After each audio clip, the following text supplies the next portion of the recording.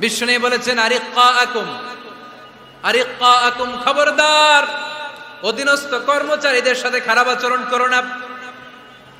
আতঈমুহুম মিম্মা তাকুলুন ওয়াকসুহুম মিম্মা তালবিসুন, খবরদার মনে রেখো তোমরা যা খাবে তোমাদের অধীনস্থ কর্মচারীদেরও তা খাওয়াবে, তোমরা যা পড়বে তাদেরও তা পড়াবে।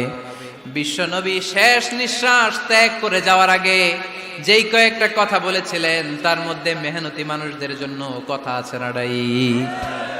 বিষ্ণু ইসা ইসলাম যখন শেষ নিঃশ্বাস ত্যাগ করবেন তিনি বলেছিলেন আসসালাত আসসালাত, উম্মতেরা নামাজ নামাজ নামাজ ছেড়ে দিও না, নামাজ তরক করো না, নামাজ কাজা করো না। আর বলেছিলেন ওমা মালাকাত আইমানুকুম, অধীনস্থ কর্মচারীদের সাথে খবরদার খারাপ আচরণ করো না।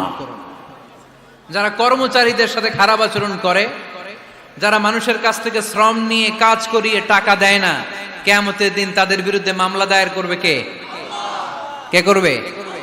হাদিসে কুদসি সাক্ষী বিষ্ণু ইসা ইসলাম বলেন, আল্লাহ তাআলা ফরমান আনা খাসমুহুম সালাসাতুন আনা খাসমুহুম ইয়াউমাল কিয়ামা, তিন শ্রেণীর ব্যক্তির বিরুদ্ধে আল্লাহ বলেন আমি নিজেই কিয়ামতের দিন মামলা দায়ের করব। I will be against them in the day of judgment. Three categories of people I will be against them in the day of judgment.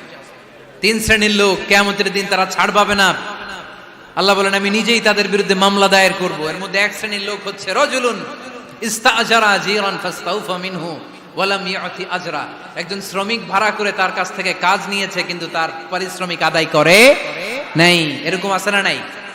দাপট দেখায়, দাপট দেখায় ইউনিভার্সিটির ক্যান্টিনগুলোতে, ইউনিভার্সিটির ক্যান্টিনে যায় খায় মাগার বিল দেয় না, এরকম ডাকাইত আছে না নাই?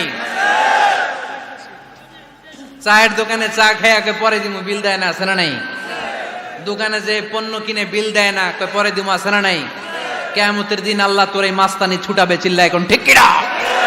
আনা খাসমুহুম, আমি নিজেই তাদের বিরুদ্ধে মামলা দায়ের করব। কথাটা কার?